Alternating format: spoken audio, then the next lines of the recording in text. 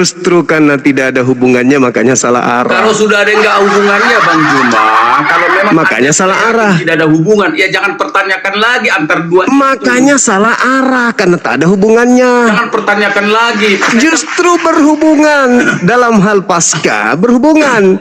Tapi kesinambungan antara kitabnya Yahudi dan kitabnya Kristen itu nggak ada. Orang Kristen yang merayakan Paskah, apa sih makna Paskah itu? Karena orang Kristen ternyata dalam sejarahnya melaksanakan acara Paskah. Bukankah Paskah itu hanya milik Yahudi? Jadi kenapa Kristen merayakan Paskah? Mestinya begitu, baru melepaskan hubungan. Oke, baik. Paskah itu apa menurut saudara? Sekarang pertanyaan definisikan dulu. Maaf dulu sebentar ya. Paskah itu apa menurut saudara? Saya koreksi dulu pertanyaanmu supaya jangan Paskah jawabannya jadi salah. Jadi Paskah itu apa? Kalau bertanya itu Jum, yang cerdas sedikit gitu loh. Katanya ya Paskah itu apa? Paskah itu apa? Nah, tapi Paskah adalah. Kalau pertanyaanmu demikian, menurut orang Kristen Paskah itu apa sih? Ya, Paskah itu kan berasal dari Ibrani, bahasa Ibrani, bukan bahasa Kristen. Langsung termute. Ada yang tidak bisa tahan dengar Kia. Ada yang nggak bisa dengar narasi. Tutup kuping teman-teman.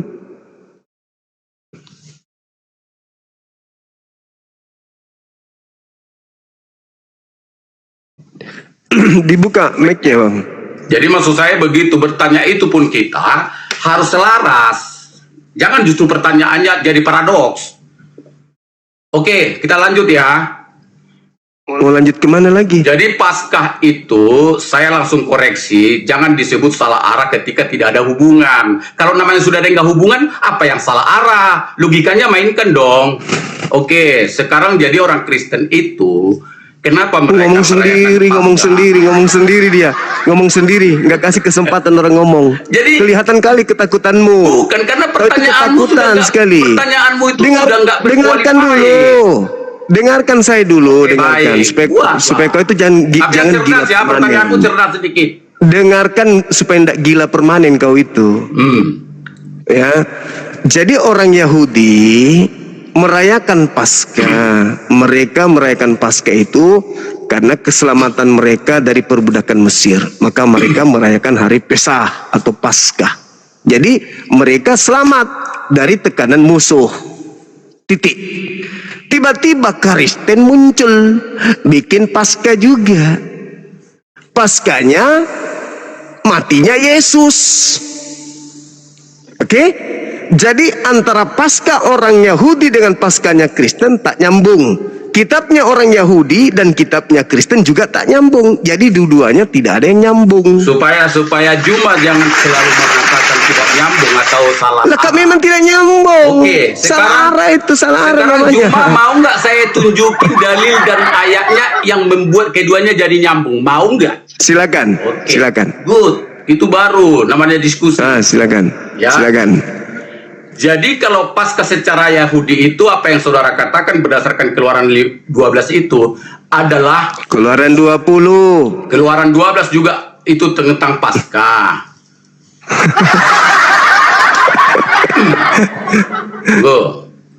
Biar salah kita. Ya, apa gimana? Silakan. Silakan. Jadi makna sebenarnya di dalam Keluaran itu, saudara Juma, adalah bahwa adanya satu kelepasan atas murka yang akan datang menimpa bangsa Israel waktu mereka sedang dalam sejarah keluaran dari Mesir menuju tanah Kanaan, kan begitu ya. Di dalam perjalanan mereka ada semacam musibah yang akan didatangkan Tuhan untuk membunuh masyarakat pada saat itu. Lalu kemudian adalah perintah dari Nabi Musa mengatakan supaya setiap orang Israel itu mengusapkan darah domba di setiap ambang pintu setiap orang Israel agar bala itu lewat dari mereka dan tidak membunuh orang Israel. Udah, itu yang merupakan menjadi satu makna penting di dalam Paskah di dalam orang Yahudi, yaitu ada satu pengusapan darah domba setiap pintu ambang pintu bangsa Israel. Nah, supaya kemudian kita meyakini soal hubungan tadi, kita langsung kemudian konversi kepada perjanjian baru tentang keberadaan Yesus dan Paskah yang dirayakan oleh orang Kristen atau Katolik lah kita katakan. Kita tahu bahwa kekristenan pun yang menjadi makna hakikinya adalah Yesus itu sendiri yang sudah diyakini sebagai anak domba Allah. Bukan sekedar diyakini, tapi firman Tuhan di dalam Injil mengatakan itu, inilah anak domba Allah yang akan menebus manusia dari dosa-dosanya. Bukankah itu firman Tuhan yang kami yakini? Kecuali Anda tidak meyakininya, itu terserah. Jadi oleh karena itu, hubungan paralel antara dua peristiwa atau dua era, dua zaman itu telah terpenuhi. Jadi persamaannya ada di sana darah yang telah menjadi simbol keselamatan. Kalau di Yahudi itu darah diusapkan ke ambang pintu sehingga malapetaka yang bakal datang menjemput mereka terhindarkan. Di kekristenan, setiap orang yang percaya kepada korban darah Yesus yang tercurah di kayu salib, itulah sebagai bukti orang akan diselamatkan, dan itulah yang diimani orang-orang pengikut Kristus. Bukankah demikian iman kita, iman orang Kristen? Kecuali saya mengatakan hal yang berbeda. Kalau soal masalahnya Anda tidak percaya, ya itulah masalah yang sesungguhnya gitu loh. Oke, itu jelas ya. Jadi hubungan udah jelas hubungannya. Kecuali Anda tidak percaya, ya silakan. Oke. Jadi Yesus di sana seidentik dengan darah domba. Yesus darah dombanya. Ya? Itu menurut firman Tuhan. Oke. Jadi Yesus di situ domba. Kemudian Musa sebagai apa di Kristen? Musa di dalam kekristenan mulai di dalam perjanjian baru mulai mati. Enggak. Bukan. Sampai kepada Dengar dulu. Di sana ada tiga pelaku. Mesir, Firaun, Musa diselamatkan menggunakan darah domba. Betul. Ya kan? Nah, jadi Musa dengan umatnya dengan domba sebagai penebus agar musuh tidak kemudian menjamah pengikutnya. Nah, kita ambil 3 poin dari Kristen. Yesus sebagai domba. Terus Kristen umatnya siapa di sini? Umatnya siapa Kristen ini? Umatnya siapa? Ayo, ngomong. Umatnya siapa? Umatnya siapa? Salah arah kalian. Bukan. Ya. Kalau tadi di dalam Yahudi, sejarah Yahudi Paskah itu seperti Anda uraikan barusan ya, betul. Bahwa orang Yahudi adalah umatnya Musa, walaupun dalam artian umatnya Musa sebenarnya umat Allah. Bangsa Ibrani itu, kaum Ibrani itu adalah umat Allah. Tetapi Musa adalah nabi yang ditugaskan Tuhan untuk menuntun bangsa Israel. Bukankah itu arti isi dalam Alkitab? Jadi sabar, saya ulang lagi. Jadi begini, kalau pertanyaan Anda kemudian langsung Anda paralelkan ke perjanjian baru, kalau di dalam perjanjian lama umat Ibrani atau isi Yahudi adalah umatnya Musa, saya akan begitu ya. Lalu kalau di perjanjian baru atau di kekristenan hari ini, lalu orang Kristen itu umatnya siapa? Ya saya katakan dengan tegas, ya tetap umat Allah, walaupun mereka mempertuhankan Yesus karena ini. Tunggu, dengarkan dulu. Kalau tidak salah arah pasti tepat. Jadi Firaun, Musa, domba. Dombanya ini di Kristen Yesus. Musanya siapa? Jadi kan kekristenan sudah beda dengan zaman Yahudi. Apakah menurut Juma ingin mengcopy paste perjanjian lama ke perjanjian baru? Kan tidak demikian. Bukan. Saya katakan Paskah salah arah. Tuh, dengar dulu. Saya ulang lagi. Firaun ini ingin membasmi umatnya Nabi Musa. Tuhan datang tuh marah. Maka Tuhan datang membunuh anak sulung. Musa diperintahkan kemudian untuk mempercikan darah. Nah, setelah dipercikan darah, diambillah binatang ini sebagai sumber darah yang dipercikan kepada rumah-rumah mereka sehingga mereka terhindar dari tulah, kan gitu.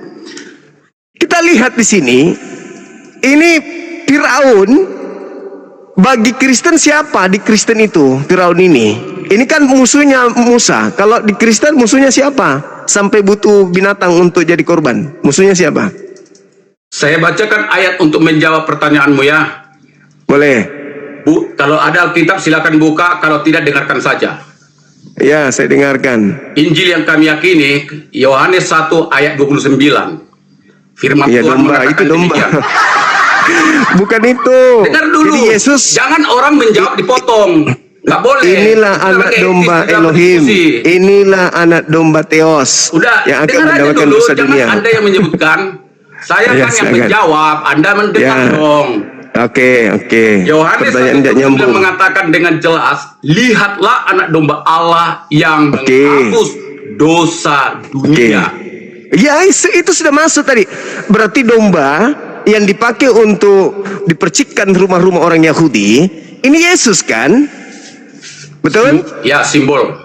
Sekarang orang Yahudi pengikut Nabi Musa diselamatkan oleh darah domba ini kan?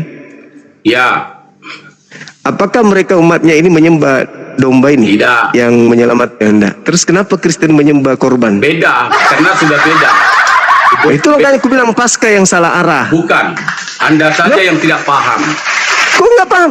Sekarang yang menjadi penebus mereka dari tulah siapa? Domba kan? Betul, memang domba. Nah, kalian menyembah korban, yaitu Yesus. Orang Yahudi tidak menyembah korban. Salah arah lagi. Bukan salah arah. Kedua, tunggu sabar dulu. Yang kedua, Nabi Musa, ini domba, ini Nabi Musa. Yesus, ini siapa? Di Kristen ini siapa? Musa ini siapa? Tunggu dulu, Jom. Itu kamera saya ini agak samar. Apakah Anda melihat saya samar? Enggak, biasa aja. Kok nggak jelas gitu ya? Bentar. Jadi dombanya adalah Ah, ini baru jelas, kan? Yesus. Ya, dombanya adalah Yesus. Musanya siapa di Kristen? Jadi gini, Jum, tadi udah saya jawab kan. Jadi gini, Paulus loh, ya? jangan cuma Paulus. mengkonversi seperti itu. Paulus ya? Bukan Paulus misalnya ya? gini loh. Sebentar ya. Misalnya kalau di zaman perjanjian lama itu es air itu berbentuk batuan, es batu yang mengendap ribuan atau jutaan tahun. Lalu setelah di perjanjian baru, es batu itu harus tetap seperti batu wujudnya. Oh tidak, jadi bisa seperti air. Jadi bekuan yang tadi, yang juga air ya, air itu kalau di dalam kimianya, tetapi setelah kemudian jadi perjanjian baru, analoginya batuan es tadi menjadi cair, menjadi laut, menjadi sungai, air dalam galon. Jadi kira-kira gitu Nggak nyambung. analoginya.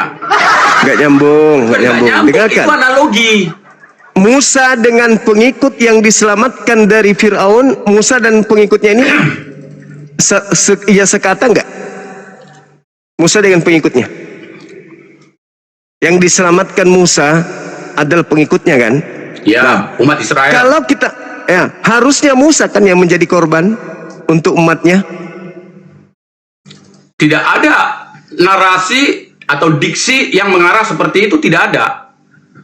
Kan umatnya Nabi Musa yang mau Walaupun diselamatkan. umatnya Nabi Musa, tapi yang pasti di dalam Keluaran itu sebagai Alkitab mengatakan bahwa yang dikorbankan itu adalah domba. Domba. Terus kenapa yang kalian korbankan adalah Musa seibarat? Kenapa bukan domba juga?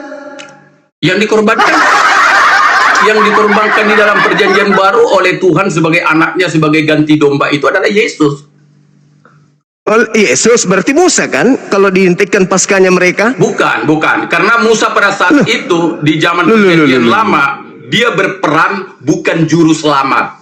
Dia bukan juru selamat. Boleh baca semua tentang kisah Musa di dalam Alkitab perjanjian lama, yaitu semua kitab perjanjian lama yang berisikan riwayat Musa, boleh Anda baca dengan seksama bahwa di sana tidak ada diksi yang mengarahkan bahwa Musa adalah jadi yang menyelamatkan, tidak ada. Jadi yang menyelamatkan kemudian Tidak ada menyelamatkan siapa? dalam artian dia Ya, adalah siapa penuntun, yang hanya menyelamatkan? menuntun umatnya. Siapa yang menyelamatkan? Siapa yang menyelamatkan mereka dari perbudakan Mesir? Siapa? Dia hanya menuntun keluar, diperintahkan Tuhan. Dia diutus oleh Tuhan, ya, dengan tongkat dan dengan adiknya Harun.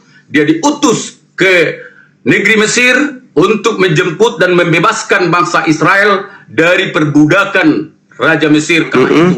Jadi dia diperintahkan Tuhan ibaratnya sebagai seorang seperti menuntun, membebaskan mereka dari perbudakan. Bukan juru selamat, beda.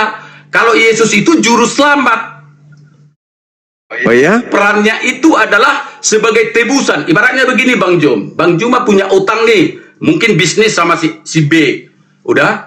Nah, lalu dengan perhutangan ini, dalam sekian tahun dikasih tempo, Bang Juma tidak bisa bayar. Lalu kemudian si yang mengutangkan ini pada abang mengatakan, udahlah Jom, kamu nggak akan bisa bayar lah. Saya udah tahu. Sampai kamu jual rumah, bini, apa semua, kamu nggak akan bisa bayar. Udahlah, gini aja lah katanya kan. Saya akan ampuni utang kamu. Saya akan lunaskan. Saya lunaskan. Tapi yang pasti kamu harus melakukan ini dan itu dan itu. Kira-kira gitulah. Jadi karena manusia itu tidak mungkin bisa ya menyelesaikan dosanya sendiri dengan kebaikan amal atau apalah namanya. Memang harus ditebus. Ditebus dengan darah itulah. Itulah pasti. Oke, boleh bacakan saya Yesaya 19:20, Bang. Sebentar. Iya.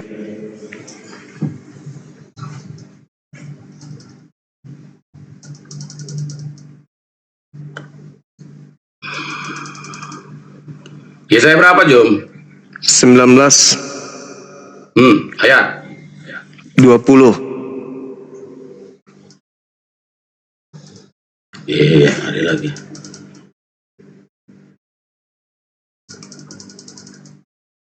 Baik. Itu akan menjadi tanda kesaksian bagi Tuhan semesta alam di tanah Mesir. Apabila mereka berseru kepada Tuhan oleh karena orang-orang penindas, maka Ia akan mengirim seseorang juru selamat kepada mereka yang akan berjuang dan akan melepaskan mereka. Pertanyaan Siapa apa? juru selamat? Siapa juru selamat yang dikirim untuk membebaskan mereka dari Mesir?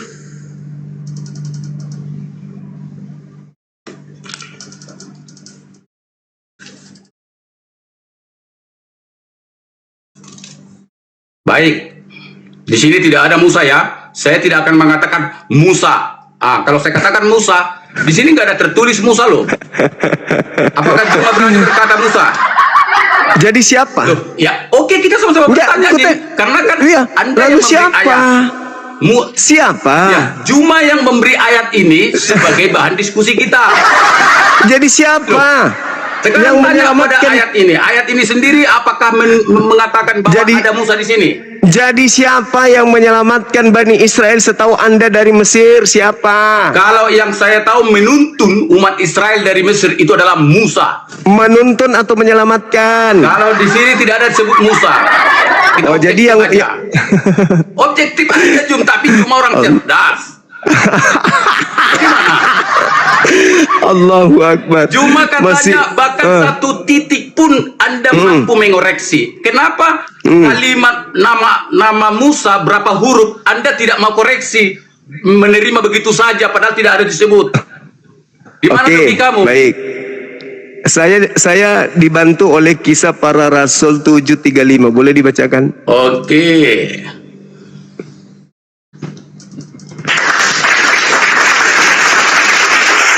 Kalau kita menggunakan logika, ya logika aja gitu loh. Nanti saya seret kamu ke alegoris penafsiran, kamu bilang itu kan gereja. Baca aja Bang, gak usah terlalu cerewet. Bukan, karena kamu diikuti ke utara, lari ke timur. Ya sih, Anda kan bertanya, Anda kan mau mencari siapa penyelamat itu. Baca. Apa tadi? 1 Tesalonika-nya apanya? Kisah Para Rasul 7:35. Ilmunya masih minim kali. Baca. 7 ya. Iya, Kisah Para Rasul 7 nomor 35.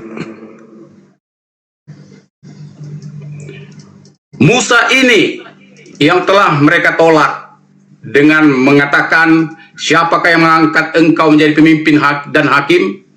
Musa ini juga telah diutus oleh Allah sebagai pemimpin dan penyelamat oleh malaikat yang telah menampakkan diri kepadanya di semak duri itu. Siapa penyelamat? Nggak bagi ada mereka? penyelamat, nggak ada juru selamat. Yang kita bahas tadi juru. Ingat, juru. Ini beda loh. Perasaannya udah beda. Ini kalau Anda gali penyelamat dengan juru selamat itu beda loh. Bagaimana sih? Loh, makanya Jom, juru selamat, penyelamat. Saya tanya. Aduh, Saya tanya parah, Jom. Oke, parah. saya tanya ya. Tim SAR ketika ada banjir bencana alam melanda masyarakat, tim SAR diutus oleh Allahu negara pemerintah Akbar. untuk menyelamatkan. Apakah itu juru selamat? Yesaya, ingat Yesaya 19 tadi nomor 20. Tuhan akan mengutus seorang juru selamat. Tidak ada Ternyata- nama Musa, bro. Tidak ada nama Musa, bro. Kisah para Rasul 7:35 tadi apa itu? Tidak ada juru Siapa selamat, nama? bro. Siapa nama di Ini situ sama disebut? dengan tim SAR. Tim SAR juga penyelamat. Siapa nama yang disebut tadi? Namanya siapa? Ya, Musa ini juga diutus oleh Allah sebagai pemimpin dan penyelamat. Apakah sama dengan juru selamat? Iya sama Tidak lah. sama. Sama Oh, juru selamat dengan terminologi bahasanya. penyelamat. Tidak sama.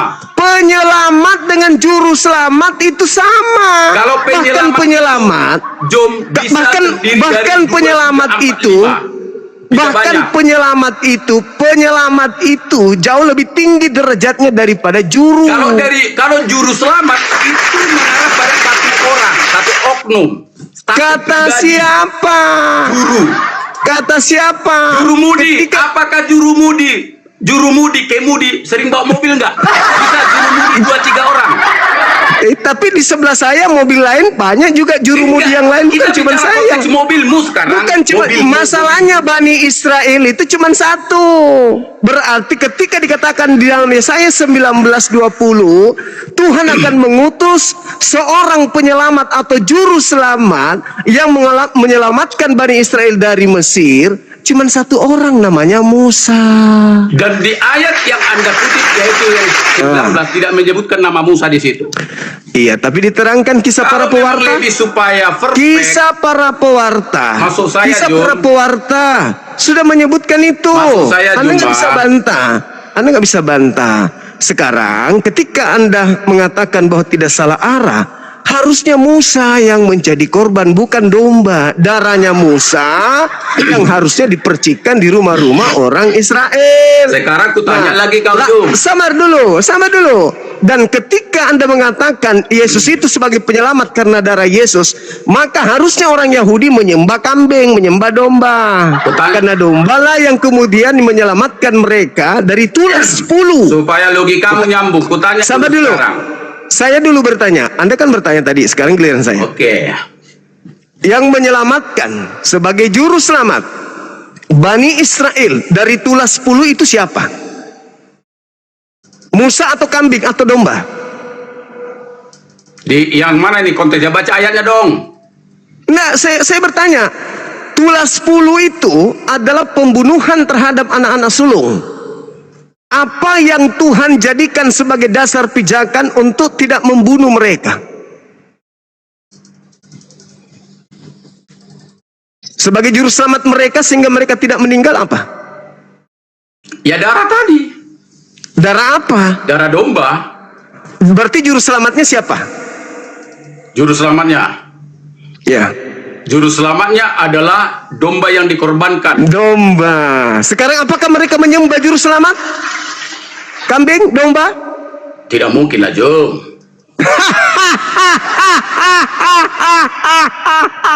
Udah bisa aku bertanya. Lalu kenapa Anda menyembah Ya, bisa aku bertanya. anak manusia yang disebut domba itu? Kenapa? Kenapa Yahudi tidak menyembah domba yang menjadi juru selamat mereka? Biar ku jawab. Oke. Sekarang aku jelaskan. Oke, diskusi yang menarik. Silakan. Saya tanya Juma sekarang.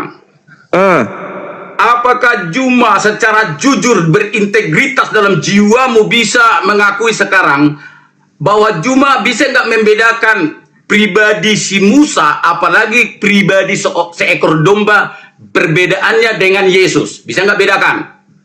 Beda, jelas Jelaskan beda. perbedaannya. Musa dan Yesus sama-sama juru selamat bagi Bani Israel. Sedangkan ingat, sedangkan domba itu adalah alat pendamai. antara Tuhan dengan Bani Israel. Imamat 1 nomor 1 dan nomor 2. Imamat 1 nomor 2. Katakanlah kepada orang Israel apabila mereka hendak mempersembahkan binatang sebagai korban penebus dosa, ajarkan mereka, perintahkan mereka untuk melakukan domba, kambing dan sapi. Tidak ada perintah Tuhan Elohim. Katakanlah kepada orang Kristen, orang Roma, Yunani, Belanda, Indonesia, apabila mereka ingin mendamaikan dosanya dengan Tuhan Theos Dewa, hendaklah mereka membunuh Yesus, korbankan darah Yesus, tumpahkan darah Yesus. Itu nggak ada. Berarti Jumat tidak memahami secara benar dan berintegritas tentang perbedaan Musa dan Yesus, domba di perjanjian lama sama Yesus. Yang saya maksud perbedaannya adalah Juma. Perbedaan yang kami tanyakan adalah perbedaan secara latar belakang keberadaan tiga wujud itu, tiga material itu. Misalnya begini, menurut Juma, sepengetahuan Juma, karena Juma sudah menggali Alkitab, ya, kalau memang benar menggali Alkitab, bagaimana perbedaan latar belakang keberadaan Musa, baru anak domba di perjanjian lama, dengan Yesus? Bagaimana perbedaan latar belakangnya? Oke, baik. Nabi Musa latar belakangnya dengan Yesus punya latar belakang di mata Kristen itu nggak ada hubungannya. Ingat, Musa sebagai juru selamat bagi Bani Israel yang dalam tekanan, dalam masa perbudakan. Oke? Sementara Kristen ini siapa? Kristen ini yang dibebaskan oleh darah Yesus ini, Kristen ini siapa di mata Tuhan? Kutanya dulu. Siapa Kristen ini? Orang Roma, Yunani, orang Indonesia, orang Belanda ini di mata Tuhan. Sampai Yesus harus menjadi korban tumbal untuk mereka. Kutanya dulu. Kalau itu pertanyaanmu, saya langsung bisa tanya balik dirimu. Lalu Kristen, orang Yunani, orang Romawi, orang termasuk sebagian orang Israel, termasuk Juma, termasuk orang Arab, termasuk orang Irak, Iran dan Kuwait. Siapa di mata Tuhan? Bisa kau jawab? Oke, saya jawab. Jawab. Ketika kemudian Nabi Musa diutus oleh Tuhan, Bani Israel adalah bangsa pilihan. Maka ketika bangsa pilihan dalam perbudakan, Tuhan mengutus Musa sebagai juru selamatnya. Lalu kemudian domba menjadi tameng agar supaya itulah yang datang anak sulung yang ada pada saat itu tidak mati. Maka Tuhan mengatakan kepada Musa, perintahkan kepada kaummu untuk mengambil darah kemudian domba, percikkan di rumah-rumah, pintu rumah-rumah kalian, supaya ketika aku lewat, anak-anakmu tidak mati. Mereka adalah bangsa pilihan, maka ada domba sebagai penebus mereka. Pertanyaan saya, pada saat Yesus harus jadi korban, ditumpahkan darahnya untuk Kristen, siapa Kristen ini? Bukankah Kristen ini adalah bangsa yang menyembah agnostos theos, dewa yang tidak dikenal oleh orang Yahudi? Ayo, tunjukkan kepada saya pesenamu. Siapa Kristen di mata Elohim? Siapa orang Roma, Yunani di mata Elohim, Tuhannya Yahudi? Silakan. Sebenarnya pertanyaan saya tidak terjawab sama Abu tadi yang terakhir. Saya bertanya, yang bangsa pilihan Bani Israel, di luar Bani Israel bukan bangsa pilihan. Bahkan sampai titik di mana Yesus harus tumpah darah. Oleh karena kalian mengatakan dia penebus dosa kalian. Pertanyaan saya, pada saat penumpahan darah terjadi, Katolik, Protestan itu atau cikal bakalnya adalah Roma, Yunani, itu siapa di mata Elohim? Bangsa pilihan rupanya. Bukankah goyim? Oke, sudah. Silakan. Iya, silakan. Karena pertanyaanmu, siapakah orang Kristen, Protestan, Katolik, Yunani, Romawi ini di mata Tuhan? Siapa? Jawabannya adalah termasuk Juma. Kita sama-sama manusia yang dibutuh selamatkan karena kita penuh dengan itulah jawabannya. Siapa? Mana dalilnya? Loh, mana? Kok mana dalilnya? Dalil mana? Di dalam Alkitab. Mana? Silakan. Edis. Saya ambil. Kalau kamu muridnya Edis. Kalau dapat dalil kamu harus percaya ya. Masalah generasi. Ayo. Siapa orang Roma, Yunani di mata Tuhannya Yahudi? sampai harus orang yang diutus dikasih mati dengan darahnya dijadikan sebagai korban tumbal untuk orang Roma Yunani, itu siapa mereka ini?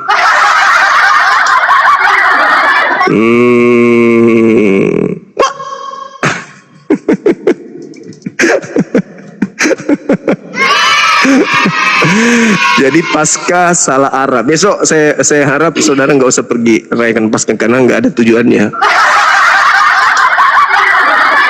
Oke. Semoga Juma terbuka hatinya. Iya. Karena saya juga tidak mau menjawab dengan asal-asalan, apalagi dengan opini sepertimu. Yohanes 3. Bukan. Kalau itu tentang bagaimana Yesus dapat sebagai juru selamat itu. Ya, silakan. Saya akan baca dari Roma 3:23. Dijawab ketawa, gimana sih? Kenapa? Bagi Tuhan, bukan bagi Paulus. Siapa orang Roma Yunani bagi Tuhan, bukan bagi Paulus. Cak, ayo. Dengar dulu ya. Saya akan jawab, tapi beginilah. Kamu berdiskusi tidak fair kayak gini. Saya minta bagi Tuhan. Tuhannya Yahudi. Kami percaya bahwa Alkitab bukan bagi itu Paulus. 37 buku itu, 27 buku baru kami percaya Itu dari tamu, kawan. Itu dari tamu. Loh, itu menurut Anda terserahlah. Iya, silakan. Iya, silakan. Jadi Anda harus fair dong. Iya, silakan. Masa kamu menggiring saya harus jawab pakai yang lain, kan lucu. Iya, silakan. Oke, jadi fair. Tapi katanya cerdas. Iya, silakan. Oke. Iya. Sebagaimana dikatakan dalam Roma 3:23 bahwa upah dosa adalah maut. Terus? Karena kenapa? Ini diambil dari sumbernya Kejadian juga ya, pasal 3. Sejak kejatuhan manusia dalam dosa, Kejadian 3. Iya. Hubungan manusia dengan Tuhan telah rusak. Iya. Udah, gak ada dalilnya padahal. Termasuk Juma dan nenek moyang Juma, kakek buyut Juma di dalamnya. Iya. Termasuk. Garang cerita ini, garang cerita. Ini ayat firman Tuhan yang kami yakini. Mana dalilnya? Tuh. Kau bacalah Roma 3:23 dan kau bacalah Kejadian 3 kejatuhan manusia dalam dosa biar jelas. Kejadian 3. Kejadian 3 yang mana? Kejadian 3 Alkitab Perjanjian Lama, Kejadian 3 yang dikutuk di kejatuhan Kejadian manusia dalam 3 dosa. itu. Kejadian 3 yang dikutuk itu iblis. Yang dikutuk ada antara lain iblis. Tanah. Apa namanya? Tanah. Hawa dikutuk. Mana ada? Dalam Perjanjian Lama kami. Fitnah. Dalam Perjanjian Lama kami sebagai Alkitab kami, ya, kami dengar dulu. Kami meyakini Alkitab sebagai sesuatu yang kami tidak bisa bantah. Tentang kejatuhan manusia. Mana? Saya jelaskan dulu. Tentang kejatuhan manusia, ya, di dalam pasal 3, waktu manusia yaitu Adam dan Hawa. Mana kutukan Tuhan kepada Hawa, mana? Saya baca, dengarkan. Oke, silakan. Kalau itu permintaanmu, bacakan ayatnya, baru saya mau gitu loh. Bacakan. Bentar. Tapi ulangi dari data 14-nya ya. Apa?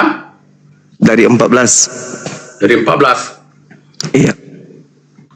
Ini Kejadian 3 ya. Kita masuk dulu Kejadian 3 tentang kejatuhan manusia dalam dosa. Iya, perikop yang salah. Manusia jatuh ke dalam dosa ya. Itu Kejadian 3 ya. Adam, itu perikop yang salah dibuat-buat itu. Jangan dulu masuk ke penafsiran ya. Itu yang menafsir. Perikopmu itu yang menafsir. Iya, terserahlah bro. Adam itu udah beda bro. Ya, baca dari 14-nya kalau gitu. Kita bicara biar konteks. Kita dengar. Iya, 14 kita mulai biar kita tahu semuanya. Anda kan berkata mana kutukannya untuk manusia. Iya, jadi, baca dari 14. Tinggalkan aja itu yang ular.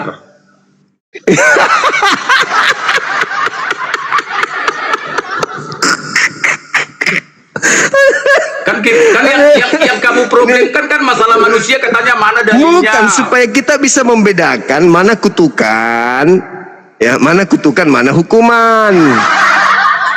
Ayo. Oke, saya mulai dari ayat 16 ya bro. 14-nya nggak mau dibaca. Kalau memang kamu ingin sekali mendengar, tidak ada masalah. Iya, baca. Oke, baik. Saya mulai dari 14 saja.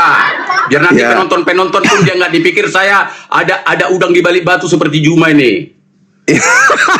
Aku pula yang salah. Dia yang baca, dia yang bawa. Silakan. Demikian firman Tuhan. Kejadian 3 yang 14 sampai berikutnya lah ya.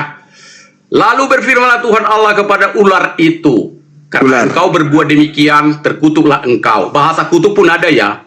Ini bahasa aslinya bahasa Ibrani nih, boleh Anda cek. Karena engkau berbuat demikian, terkutuklah engkau di antara segala ternak, di antara segala binatang hutan.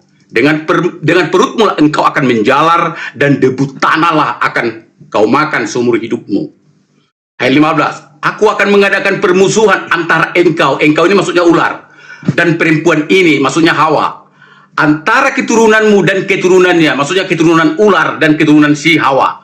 Keturunannya akan meremukkan kepalamu. Kepala ular maksudnya. Dan engkau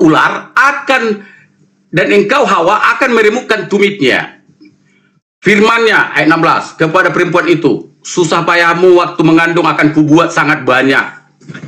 Dengan kesakitan engkau akan melahirkan anakmu. Dan ternyata sampai detik ini perempuan, termasuk ibu Juma, kesakitan melahirkan anaknya, termasuk melahirkan Juma ini. Namun engkau akan berahi kepada suamimu, dan ia akan berkuasa atasmu. Jadi satu kutukan untuk manusia, yaitu perempuan ya, jelas. Lalu firmannya kepada manusia itu, dengar lalu firmannya kepada manusia itu, saya lagi mempertanggungjawabkan dalil ini sesuai tuntutan, tolong dengarkan baik-baik. Lalu firmannya kepada manusia itu, karena engkau mendengarkan perkataan istrimu dan memakan dari buah pohon yang telah kuperintahkan kepadamu, jangan makan daripadanya, maka terkutuklah tanah karena engkau. Dengan bersusah payah engkau akan mencari rezeki dari tanah seumur hidupmu. Bukankah kita sekarang susah cari rezeki, bos? Tapi Yesus sudah tebus, kenapa masih susah? Tunggu dulu, ini kita konteks sini. Jangan lari dulu ke situ. Makanya kau sedang pertanyaanmu ada udang di balik batu. Hancur. Ayat 18 jom. Dengar. Ya. Semak duri dan rumput duri yang akan dihasilkan bagimu, dan tumbuh-tumbuhan di padang akan menjadi makananmu. Dengan berpeluh engkau akan mencari makananmu sampai engkau kembali lagi menjadi tanah, karena dari situlah engkau diambil, sebab engkau debu dan engkau akan kembali menjadi debu, termasuk si Juma jadi debu nanti, termasuk nenek moyangnya. Bukankah ini suatu fakta yang tak bisa kau bantah? Terus kutukannya mana? Kutukannya ya, mana? Ini kutukan, semua itu kutukan. Ada siapa yang dikutuk di situ? Aduh, pertanyaanmu seperti tanah PAUD kau ini, seperti TK kau ini. Yang dikutuk di situ tanah. Kalau kau yang dikutuk sudah mentok, yang dikutuk tanah. Di perdebatan ini bilang kalau kau udah kalah. Yang dikutuk iblis, yang dikutuk tanah. Yesus datang nih menebus. Apa yang ditebus? Kutuk. Sekarang cuma mau ke zaman Yesus. Saya siap. Berarti tunggu. Berarti Yesus menebus kutuk. Kutuk apa? Kutuk yang iblis. Berarti iblis sekarang tidak dikutuk lagi karena Yesus sudah tebus. Yang kedua, coba dulu ini. Ada ini pendukungmu emosi hoten katanya. Siapa yang emosi? Kita aja ketawa-ketawa. Justru penonton itu yang emosi ku tengok. Ketika Yesus itu kemudian datang mati di atas salib untuk nebus kutuk, kenapa wanita melahirkan masih sulit? Kenapa laki-laki masih susah cari kerja? Jadi apa fungsinya Yesus ini mati? Lagi pula Roma 8 nomor 10 di situ dikatakan. Terbalik otakku Jum. Loh, Yesus mau ngapain Yesus turun ke bumi? Ngapain dia menebus? Apa yang ditebus Yesus? Terbalik otakmu Jum. Coba agak. Apa yang ditebus Yesus? Minum air dulu biar lurus. Apa yang ditebus Yesus? Dosa apa yang ditebus Yesus? Kutuk apa yang Yesus tebus? Kepada penonton yang 5,2 ribu ini ya, ini si Juma udah terbalik otaknya. Dia cerita tentang kejadian pasal 3, kejatuhan iblis, kejatuhan manusia dan dikutuk Tuhan. Tapi dia cerita tentang akibat Yesus sebagai korban menebus manusia yang 2000 tahun lagi baru muncul. Kan aneh ini orang. Yang tadi ke kejadian 3 siapa? Saya ya? Bukannya situ. Kejadian 3 tadi kan saya sebut tentang bagaimana manusia di hadapan Allah. Karena pertanyaannya bagaimana orang Yunani, orang Roma, orang Kristen, Katolik, Protestan terus ada bantuan. Saya ambillah. Ambil itu. Ya. Sekarang Yesus turun untuk menebus manusia-manusia kan? Ya, dari yang tadi tahun Masehi 2000 tahun kurang lebih dari Yesus turun. ya. Yesus dari datang. pengutusan itu 2000 tahun berikutnya Yesus datang. lahirlah Yesus. Nah, Yesus datang Baik, untuk menyelamatkan orang-orang semuanya kan? Ya, Dari kutuk tadi, menurutmu? Berarti setelah Yesus datang untuk menebus itu, sebagaimana domba dipercikkan darahnya di pintu-pintu rumah orang Israel, mereka nggak mati kan? Anak sulung nggak mati kan? Iya. Karena sudah dipercikkan darah. Nah, harusnya ketika Yesus sudah menumpahkan darah, berarti kita tidak lagi susah mencari rezeki. Wanita tidak lagi susah melahirkan. Betul? Betul? Iya dong. Iya dong. Iya dong. Ah, iya dong. Iya dong. Iya, Iya, iya ada- dong. Iya. ada- ada apa namanya? Ada nilai. Ada nilai. Tapi bukan begitu sebenarnya, tapi ada nilai. Jadi apa? Oke. Kenapa kembali ke situ kalau tidak ada nilai? Jawab. Saya bisa jawab. Silakan. Ya, berkelit lagi kayak ular. Bukan, saya nggak akan mau berkelit seperti Anda. Saya akan mau percaya sama saya. Karena saya ingin bermain logika dengan tetapi Setiap laras. Anda masuk di koma saya pasti Ya, tersiksa jangan kuat kan. jungkir balik obat-obatnya. Oke, Jum. Saya jawab Ya, ya. lanjut.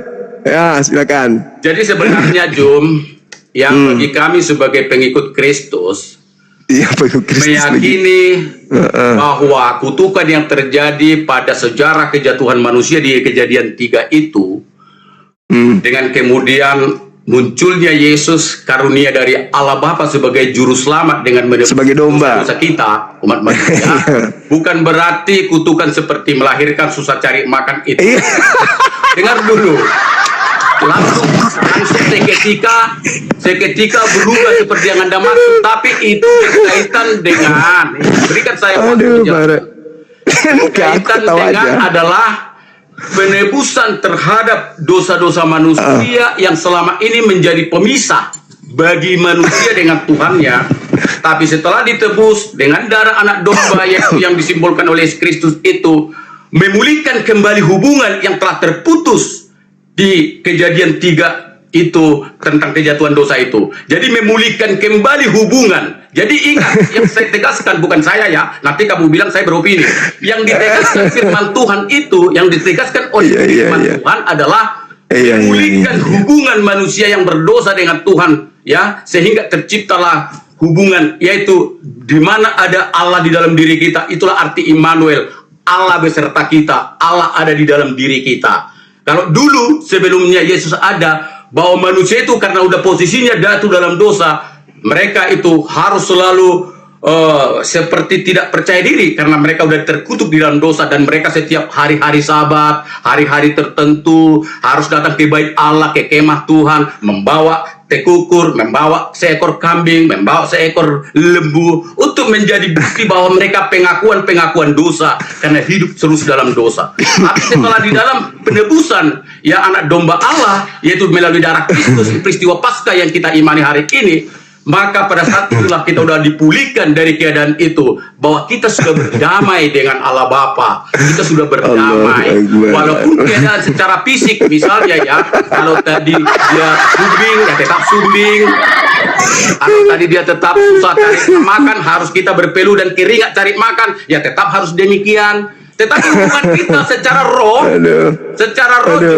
kita secara roh itu sudah berhubungan langsung dengan Tuhan. Itulah yang disebut Yesus dalam Yohanes, penyembah-penyembah akan menyembah aku dalam roh dan kebenaran. Itulah intinya. Menyembah aku lagi kan di print di kitabnya sendiri. Ucapan Yesus aku akan menyembah dalam roh dan kebenaran. Jadi gini saudara, dengar dulu.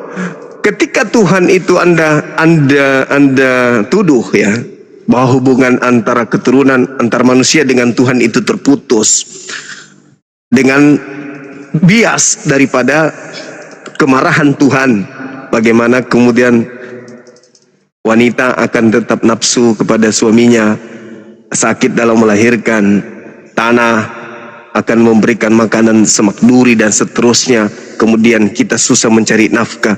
Itu adalah bias dari penilaian seorang Kristiani terhadap keadaan itu, bahwa Tuhan dan manusia hubungannya retak, pecah, atau jaraknya ada. Nah, ketika Yesus datang mendamaikan, anehnya Anda dengan mengatakan darah Yesus sudah menjadi pendamai, tapi kemarahan Tuhan tidak hilang. Wanita tetap saja sakit melahirkan. Tetap saja kemudian laki-laki susah payah mencari nafkah. Mana bukti? Berarti itu hanya salah arah saja, hanya asumsi doang. Jadi inilah fakta bahwa saudara kami Kristen ini selalu salah arah dalam beragama. Yang tadi ini, contoh ya, ketika Tuhan mengatakan dalam Kejadian 5 nomor 2, laki-laki perempuan dari Adam itu semuanya diberkati. Kejadian 3 dikatakan permusuhan antara iblis dengan keturunan Adam. Bukan permusuhan antara Adam dan keturunannya dengan Tuhan. Jangan dibuat-buat yang aneh-aneh gitu loh. Tuhan itu maha pengasih, maha penyayang. Tidak pernah memusuhi itu hambanya. Gak pernah. Yesus turun ke bumi tak ada hubungannya dengan apa yang diimani oleh Kristen hari ini tentang Paskah. Paskahnya Yesus dengan Paskahnya orang Kristen itu berbeda. Paskahnya orang Yahudi dengan Paskahnya orang Kristen, Paskah yang dibuat-buat. Nah, sekarang ketika kita mengambil contoh seperti Keluaran 20 atau Anda memaksakan masuk ke dalam Keluaran 12. Di sana orang Yahudi diselamatkan. Maka mereka kemudian bersyukur. Ajaibnya di Islam ini, saya bawa Islam nih supaya tidak satu arah saja. Di Islam, ketika Nabi Muhammad ke Madinah, Nabi Muhammad berpuasa di 10 Muharram. Lalu dia menemukan juga orang-orang Yahudi berpuasa. Maka Nabi Muhammad bertanya, kalian ini sebenarnya puasa apa sih? Kok bertepatan dengan hari di mana saya berpuasa, kok kamu juga berpuasa? Ternyata di dalam kitab Keluaran 12, mereka juga diajarkan pada tanggal 10 bulan ini, diambillah kemudian oleh masing-masing seekor anak domba. Ternyata di tanggal 10, di bulan yang dimaksud Bani Israel, di Keluaran 12 itu sama dengan tanggal 10 Muharram di Islam, di mana mereka, Nabi Muhammad juga berpuasa. Namanya puasa Asyura, memperingati Nabi Musa ketika selamat dari perbudakan Mesir, dari kejaran Fir'aun. Nabi Muhammad memperingati dan disunahkan kepada umatnya juga memperingati. Berarti antara Pesah atau Paskah orang Yahudi dengan Asyura di Islam itu selaras, relevan, sama-sama memperingati kemenangan Musa dari Firaun. Sedangkan Kristen, kemenangan dari mana Kristen ini? Oh, kemenangan dari dosa-dosa. Dosa apa rupanya Kristen? Dosa yang mana? Dosa yang mana? Dosa yang dilakukan siapa? Adam. Apa hubungannya? Kenapa Yesus jadi tumbal? Apa hubungangannya? Tidak ada hubungannya Yesus. Silakan aja Jum, Anda berpendapat. Ya, tidak ada hubungannya. Apapun, ya nah, kan? sekarang tunggu. Ini baru tembok pertama yang tidak bisa Anda tembus. Tembok kedua, kematian Yesus itu tidak ada. Yesus yang adalah nabi, yang adalah rasul kepada kaumnya Bani Israel, itu tidak mati di salib. Dengan konsep yang Anda bangun hari ini itu batal. Dengan demikian kematian Yesus pun batal. Yang mati adalah orang yang menggantikan dia. Paskah yang Anda buat-buat sendiri itu nggak nyambung dengan Paskahnya orang Yahudi. Kematian Yesus itu untuk apa coba? Kalau sudah begini Jum, bukan diskusi lagi namanya, kamu enggak. Bukan. Kematian Yesus itu, coba, kematian Yesus itu siapa yang ngajarin? Anehnya sebagaimana iman orang lain gitu loh. Jadi bukan. Sebagaimana perintah Tuhan di dalam Keluaran 20 terhadap Musa, perintah Tuhan terhadap Musa untuk menyembelih domba. Tolong tunjukkan di mana perintah Tuhan untuk menyembelih Yesus.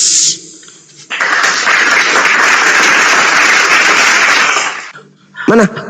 Yang mengatakan sama cuma ada perintah mengatakan menyembelih Yesus siapa? Sebagaimana Paskahnya orang Yahudi, Nabi Musa disuruh menyembelih domba. Sebagaimana Kristen cocokologi, Yesus adalah domba. Jangan tunjukkan perintah. Justru Anda yang mencocokologi kalau begini tipemu. Tunjukkan di mana perintah Elohim. Masa kami disuruh mencocokologi? Tunjukkan di mana kemudian kami hanya mengatakan Elohim, apa yang ada di firman Tuhan. Di mana Elohim meminta untuk membunuh Yesus demi dosa dunia itu di mana? Karena begitu besar kasih Allah akan dunia ini sehingga ia mengaruniakan anaknya yang tunggal supaya Untuk barang siapa yang percaya padanya akan percaya. diselamatkan. Itulah Percaya perintahnya. kan? Bukan ditumbalkan, Perintahnya. tapi Yohanes dipercaya. 3 ayat 16. Dipercaya atau ditumbal? Kami kan mengatakan firman Tuhan. Iya, dipercaya atau ditumbalkan.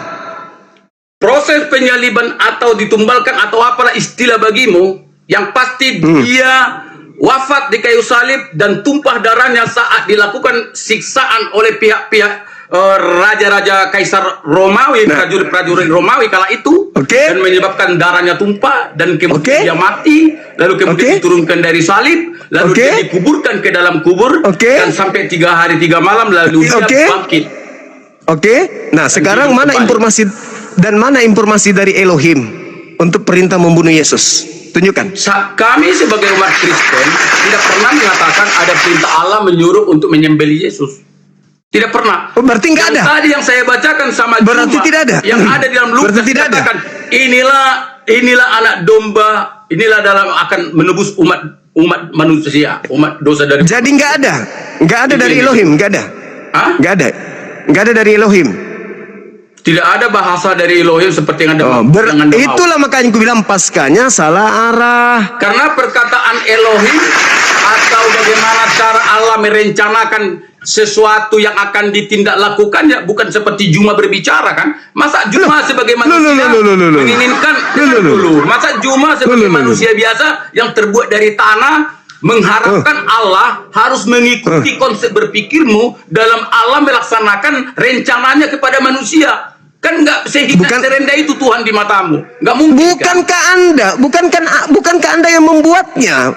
Saya tidak, Anda yang membuatnya sehingga Yesus harus menjadi tumbal dosa-dosa kalian. Anda Juma tadi bilang, Anda yang membuatnya, bukan saya. Karena Juma tadi di mana Allah memerintahkan, kan begitu, untuk disembelih Yesus, begitu ya. Padahal kami tidak pernah Alkitab tidak pernah ada menulis seperti demikian.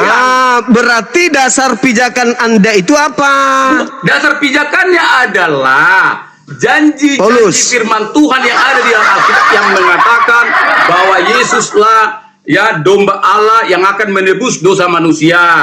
Baru 1 Korintus 3 itu siapa? Siapa yang mengatakan itu? Ya firman Tuhan yang kami yakini. Siapa? Tuhan yang mana? Jadi kalau sudah pertanyaan Juma begini, itu namanya sudah nggak nyambung. Ya enggak, Tuhan yang mana, kan cuma satu Tuhan yang benar itu. Tuhannya Yahudi. Jadi gini, kalau kamu katakan Tuhannya Yahudi enggak? Bagi kami Tuhan itu kalau di dalam perjanjian kurios, ya. Iya, siapa Tuhan yang mengatakan Maha itu? Kuasa, Tuhan yang Maha Kuasa. Siapa? Berarti Tuhannya Yahudi kan? Tuhan Allah Bapa di surga yang mengambil rupa menjadi itu mana dalilnya? Coba tunjukkan. Rupa menjadi manusia. Tunjukkan di mana Tuhannya Yahudi mengatakan itu, silakan. Tuhannya Yahudi. Iya. Iya dong. Maksudnya kan Tuhan dia yang punya. Ini kira-kira tujuanmu apakah harus Yahweh sesuai yang iya dong. Lalu siapa? Lalu siapa? Lalu saya tanya dulu Juma. Juma ini kan bagi saya gini, Juma tahu nggak bahwa kalimat kurios penyebutan kepada Tuhan dalam perjanjian baru ya bahasa Yunani koine itu, tahu nggak itu terjemahan dari mana? Terjemahan dari bahasa apa itu kurios? Tahu nggak? Yunani. Dari situ aja Juma tidak paham. Jadi kurios itu apa? Oke, baiklah. Beginilah kalau diskusi baru enak. Ketika tidak tahu, nanya. Jangan tahu. Ya, silakan. Yunani kurios itu bahasa apa? Jadi bahasa kurios yang kalau dalam bahasa Yunani koine itu diterjemahkan dari bahasa asli di dalam perjanjian lama Septuaginta yang berkata theos. Theos sama dengan YHWH atau disebut istilah seringnya adalah Yahweh. Ya. Coba. Yahweh, penyebutan Yahweh atau Theos itu dari Septuaginta diterjemahkan ke dalam perjanjian baru dalam bahasa Yunani koide itu merujuk kepada penguasa, makanya sering juga disebut Tuhan. Atau bahasa Inggrisnya di mana Lord. itu? Di mana Atau bahasa tertulis? Inggrisnya disebut Lord. Di mana tertulis bahwa orang-orang Yahudi menyebut Tuhan mereka dengan sebutan Theos, itu di mana tertulis? Itu kan orang-orang Yunani Romawi yang mencocok-cocokkan itu. Artinya gini Jo, kalau Juma kemudian lalu terus merasa secara karakter berpikir yang a priori setiap perkataan orang bagimu adalah salah, maka Bukan salah. Lucu Anda ini. Diskusimu adalah diskusi yang Lucu kosong Anda ini. dan hanya ingin mendapatkan follower atau give atau apa, hanya itulah tujuanmu berarti. Kenapa giliran Anda tersanggup lantas menuduh saya? Bukan Tidak. Kalau misalnya Di mana orang Yahudi? Di mana orang Yahudi menyebut Elohim, menyebut Elohim dengan sebutan Theos itu di mana? Itu kan sanggahan kalian aja. Di mana? Sanggahan itu firman Tuhan yang kami yakini loh. Bagaimana? Di mana Tuhannya orang Yahudi berfirman begitu? Di mana? Yang mana maksudmu di mana? Yang mana satu? Iya. Yesus harus menjadi penebus dosa, manusia menjadi penebus dosa. Di mana Elohim mengatakan itu? Yesus harus penebus dosa. Jadi arti dari Yohanes 1:1, Yohanes 1:14 bagimu apa artinya? Maknanya? Itu adalah Tuhan berfirman kepada Roh Kudus agar Roh Kudus sampaikan firman-Nya ke seorang perawan wanita perawan bernama Maria agar dia hamil tanpa laki. Maka Yohanes 1 ayat 1, Yohanes 1 ayat 14. Jangan lari kemana-mana, Job. Iya, sabar dulu. Makanya wawasan itu harus yang kuat. Yang saya tanyakan menurutmu Yohanes, kan kita Yohanes 1 nomor 1 itu kan firman Tuhan yang adalah Tuhan itu sendiri menyampaikan kepada Roh Kudus agar Roh Kudusnya memberitakan kepada Maria agar dia hamil, sehingga firman yang datang dari Roh Kudus ini menjadi benar-benar fakta hamil dan melahirkan seorang anak yang adalah daging manusia. Sesederhana itu kamu nggak menyampaikan sesuatu. Ya Allah ya Karim. Jadi saya bacakan sama kamu Yohanes ya, tolong dengar sedikit. Silakan. Biar tidak menjadi penyesatan. Ya, aku siksa lagi kau di sini. Ya, kamu boleh tidak percaya, itu hakmu, tapi jangan saya percaya dan akan tersiksa lagi Anda saat ini. Bukan soal tersiksa. Jadi jangan tersiksa. Kamu justru merangkai. Bukan menyesatkan. Dengar, kasih saya waktu dong. Ya. Kamu justru merangkai jawaban yang justru semuanya tidak benar alias menyesatkan. Maka saya akan luruskan melalui yang benar. Begini, dengarkan. Firman yang telah menjadi manusia itu perikop. Di dalam Yohanes 1 ayat 1 demikian. Pada mulanya adalah firman. Firman itu bersama-sama dengan Allah. Dan firman itu adalah Allah. Udah strict ya, tidak perlu ditafsirkan. Itu bahasa Indonesia yang sempurna. Lalu kemudian saya baca yang 14 untuk Anda dan mungkin juga nomor 3 dulu, nomor 3 dulu. Nomor 3 dulu dong. Oke, nomor 3 tidak masalah. Segala sesuatu, berarti segala sesuatu apapun termasuk Yesus oleh dia. Dia di sini huruf besar kapital. Termasuk Yesus. Tanpa dia dengan D-nya kapital, tidak ada suatu pun yang telah terjadi dari segala yang telah dijadikan. Berarti dia yang maha kuasa. Menjadikan segala sesuatu. Jadi saya izinkan lompat ke ayat 14 karena ingat tunggu dulu. Menjadikan segala sesuatu kan? Apakah perlu saya ulangi lagi? Enggak, tinggal jawab. Enggak, saya enggak mau digiring dengan suatu penyesatan. Enggak, tunggu dulu. Di data nomor 3 itu dia menjadikan segala sesuatu. Sesuatu dijadikan oleh dia. Termasuk Yesus. Tanpa dia tidak ada satupun yang telah jadi dari segala yang telah dijadikan. Segala sesuatu itu termasuk Yesus. Bukan. Bukan. Berarti tidak segala sesuatu, Cak Ayu. Segala sesuatu dijadikan. Segala sesuatu. Jadi gini maksudnya Jo. Saya jelasin ya. Boleh kita bertukar pikiran. Aku siksa Maksud saya, ini kan kawan. bahasa Indonesia, Jum. Kecuali bahasa Iya. Arab atau bahasa Yunani boleh kita Iya. paham. Ini kan bahasa Iya. Indonesia sangat sempurna. Yes, Jadi yes. bolehlah kita berdiskusi tentang ayat yang satu Iya. ini. Karena bahasa Indonesia, kalau kau masih tetap salah atau saya tetap salah, saya yang keliru kan gitu. Oke, berarti ya, saya ulangi ya, kita pelan-pelan aja. Segala, dimulai kalimatnya segala sesuatu. Berarti sesuatu itu adalah yang dijadikan, kan gitu ya. Segala sesuatu dijadikan, makin jelas ya bahwa sesuatu itu yang dijadikan. Segala sesuatu dijadikan oleh dia. Dia ini itulah yang di ayat 1. Firman Tuhan dan firman itu Yesusnya itu. Allah itu adalah firman dan firman itu menjadi Allah, itulah dia. Yesus ndak itu. Dan tunggu sebentar, Dia di situ saya jelaskan Yesus. dulu nih, saya selesaikan dulu. Dan Dia di situ tanpa Yesus atau dia, bukan? Dan tanpa firman yang menjadi Allah itu, tidak ada suatu pun ya yang telah jadi dari segala yang telah dijadikan. Itu jelas ya, jelas. Jadi sesuatu itu adalah yang dijadikan. Sudah ada Yesus di situ. Penjadinya, kreatornya itu penciptanya siapa? Dia. Dia ini merujuk kepada pasal 1 ayat 1. Pada mulanya adalah firman, firman itu adalah bersama-sama dengan Allah, dan firman itu adalah Allah. Itu adalah Yesus yang telah menjadi daging dari manusia di ayat berikutnya. Di ayat berikutnya. Kok Yesus ada di situ? Izinkan saya membaca ayat 14 biar diskusi kita sehat. Silakan. Ayat 14 demikian firman Tuhan. Firman ini yang di ayat 1 ya. Firman itu telah menjadi manusia dan diam di antara kita, karena memang turun ke dunia dia di antara manusia. Dan kita telah melihat kemuliaannya.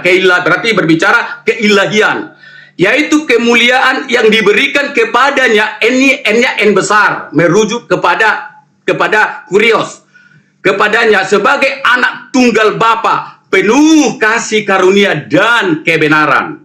Sangat sempurna. Oke, saya kira Jom, kita sudah cukup Tunggu dulu. Waktu, dan semoga perdiskusian kita ini membawa manfaat yang baik. Saya berdoa selalu Abang Juma selalu sehat, karena bagi saya sebagai orang Kristen, Juma adalah pastinya bermanfaat.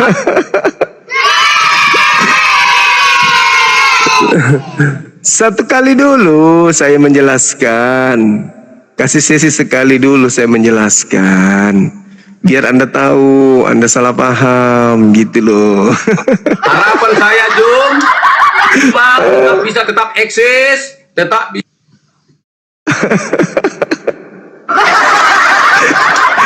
Jangan dulu pergi. Saya berdoa kepada Tuhan. Jangan dulu pergi. Makin hari makin cerdas, ya kan? Di sini dulu. Tapi hanya itu. Jangan pergi dulu. Jum, kita coba yang agak sehat dan fair. Jangan pergi dulu. Ya udahlah, udah, thank you.